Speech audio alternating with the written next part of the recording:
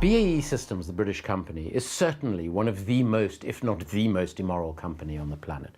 There was certainly a period from the late 80s through the 90s when it was undoubtedly involved in more corrupt activity than any other commercial enterprise on the planet. And the British government chose to turn a blind eye to that behavior. But in addition to which, BAE Systems single-handedly contributes to extraordinary immiseration and suffering around the world. To give just one example, in the last couple of years, BAE has sold Saudi Arabia hundreds of millions of pounds worth of bombs and missiles. Those bombs and missiles have been rained down by a Saudi-led coalition on innocent civilians in Yemen. Anywhere between 4,000 and 12,000 innocent civilians have been killed, probably many of them by British bombs and missiles. In addition to which, British advisors are supposedly advising the Saudi-led coalition on its targeting, which a UN report identifies as having targeted in at least 1/3 of its attacks civilian targets. It has corrupted countries around the world, including my own country, South Africa, where just 4 years into our democracy, BAE paid £115 million of bribes, according to the Met Police, in order to win a contract for which its product should never have been awarded the contract. It was only because the defense minister who was bribed ensured that BAE won the contract. What that did is it undermined South Africa's young democracy. It ensured that scarce resources were spent on weapons that the country didn't need and has barely used, rather than, for instance, providing life-saving medication for millions of South Africans living with HIV or AIDS at the time. In fact, Harvard University has estimated that as a consequence of that policy decision, at least 365,000 South Africans died avoidable deaths within 5 years of that decision.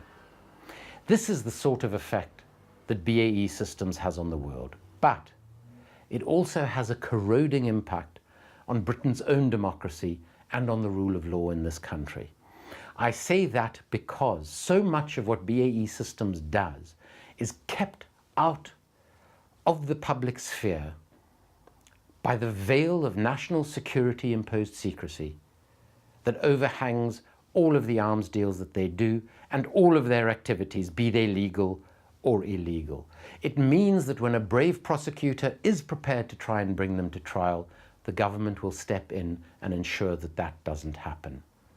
The nature of the relationships between the company and between politicians, very senior politicians, between the company and military leaders, between the company and intelligence agents, is such that I believe together they operate in a way that benefits the company, that benefits other individuals, both politically and economically, and that is to the disadvantage of the best interests of the United Kingdom.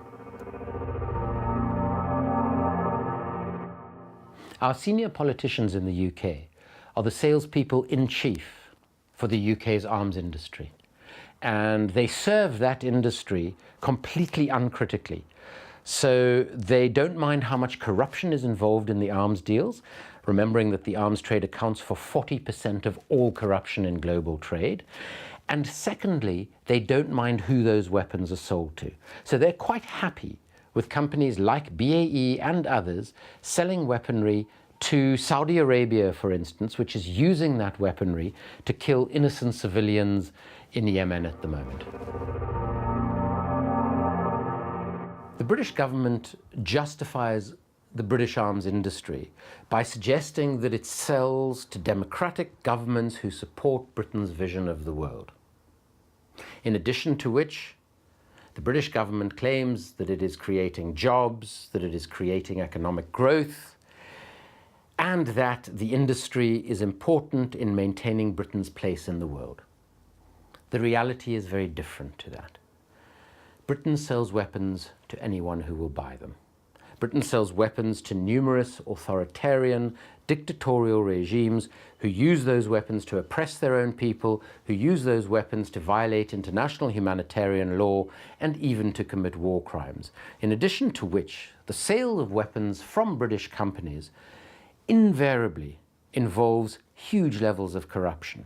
So not only is Britain violating a range of international laws, of multilateral agreements, but it is also violating British national law, and it is propagating corruption around the world and in Britain itself. It is worth saying that what these arms exports do is, rather than buttress Britain's position in the world or secure Britain's national security and defence, it actually undermines both. We have seen links between countries that Britain has sold weapons to over decades and atrocities committed on British soil. We have seen Britain engage in wars primarily to sell weapons that have created not only extraordinary misery in those countries, but have had huge consequences for the United Kingdom, political consequences, and even consequences of violence committed on British soil.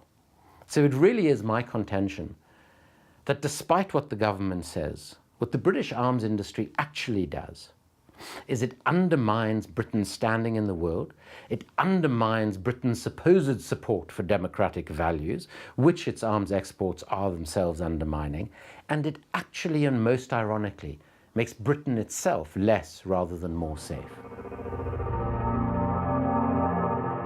The biggest arms deal in history was something called the Al-Yamamah deal between the United Kingdom and Saudi Arabia. It was a deal worth about £43 billion, in which over £6 billion of bribes were paid, primarily to members of the Saudi royal family. This was the most corrupt commercial transaction in commercial history of all time. It was sanctioned by Margaret Thatcher, whose son Mark Thatcher was paid £12 million as a bribe on the deal. The greatest irony of all, though, is that the son of the Saudi defense minister, Prince Bandar bin Sultan, who was the Saudi ambassador to the United States at the time, was paid over £1 billion into his accounts, which were held in Riggs Bank opposite the White House in Washington, D.C. Some of that money found its way into his wife's account and inadvertently, he claims, into the accounts of two of the 9/11 hijackers. It was only at that point that American authorities became at all interested in the deal. Other than that, they were quite happy with the bribes, as were the British. And it should also be borne in mind that in addition to the over £1 billion, Prince Bandar was also gifted by BAE an Airbus for his private and personal use, painted in the colours of his favourite American football team, the Dallas Cowboys. Until at least the end of 2007, the British taxpayer was paying for the running and maintenance of that birthday gift. This transaction became the subject of a massive investigation by the Serious Fraud Office.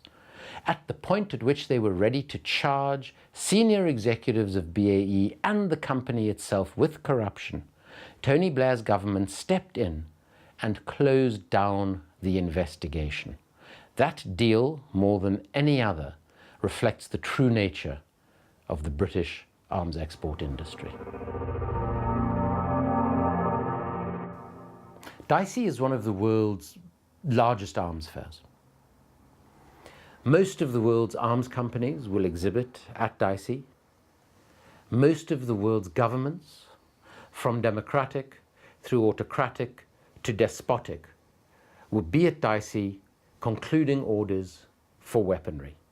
Weaponry that might be used against their own people.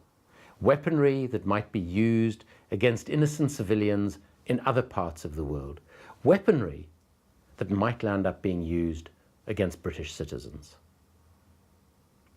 DSEI reflects the true, corrupt, uncaring reality of the global arms trade brought together in a corner of London. It is a stain, as our mayor has said, on London itself and on the United Kingdom.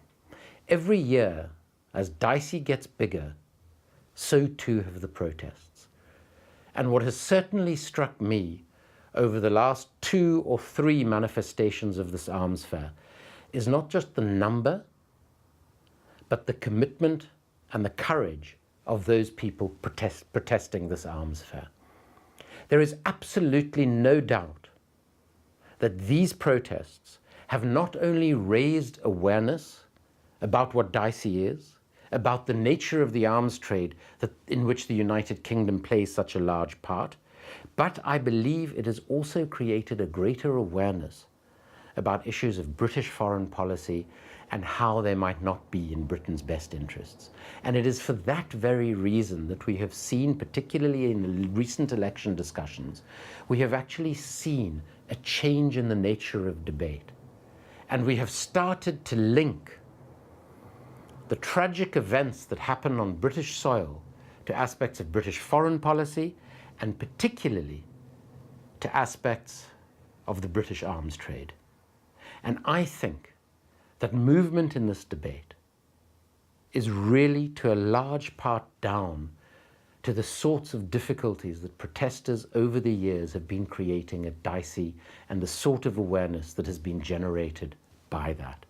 So I think the protest that accompanies DSEI is absolutely crucial and is something that each of those committed individuals who gets involved should be extremely proud of.